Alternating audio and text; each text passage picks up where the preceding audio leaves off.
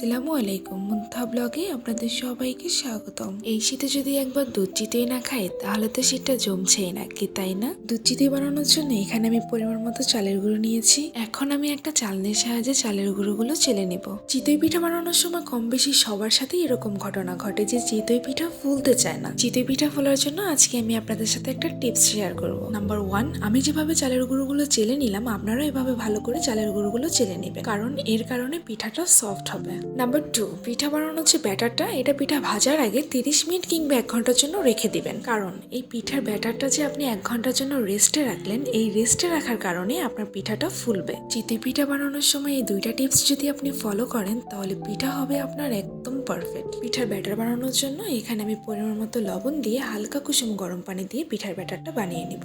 আরেকটা কথা, পিঠার ব্যাটারে আপনাকে অবশ্যই হালকা কুসুম গরম পানি ব্যবহার করতে হবে, ঠান্ডা পানি ব্যবহার করা যাবে না।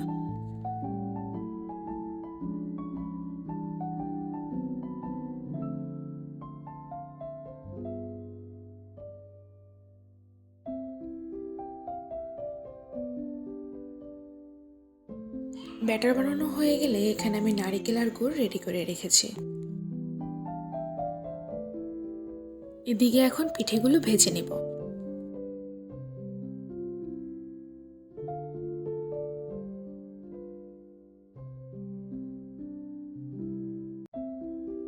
পিঠেগুলো ভাজতে ভাজতে অন্যদিকে আমি শিরাটাও বানিয়ে নিব।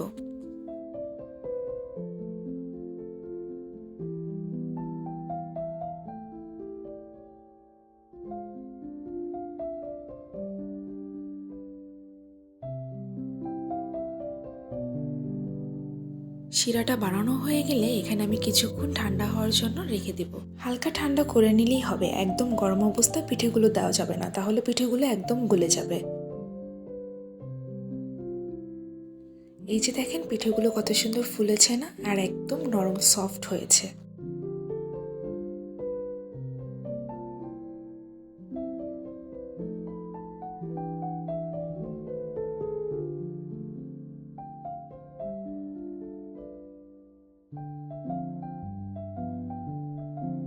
এখন আমি পিঠেগুলো শিরার ভিতরে দিয়ে সারা রাতের জন্য রেখে দিব।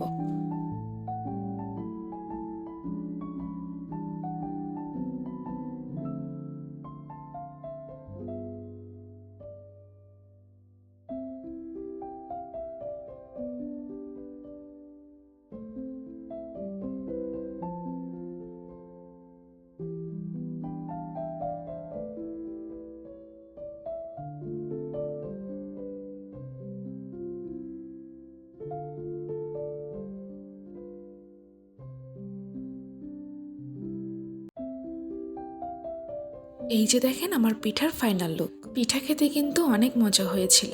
আমার আজকের ভিডিওটি আপনাদের কাছে কেমন লেগেছে অবশ্যই কমেন্ট করে জানাবেন। আমার ভিডিওটি আপনাদের কাছে যদি ভালো লেগে থাকে তাহলে প্লিজ একটা লাইক দিতে ভুলবেন না। এ ধরনের ভিডিও পেতে আমার চ্যানেলটিকে সাবস্ক্রাইব করে নিতে পারেন। আমার সম্পূর্ণ ভিডিওটি দেখার জন্য আপনাকে অসংখ্য ধন্যবাদ। আজকের মতো আমি এখানেই বিদায় নিচ্ছি। সবাই ভালো থাকবেন, সুস্থ থাকবেন। আল্লাহ হাফেজ।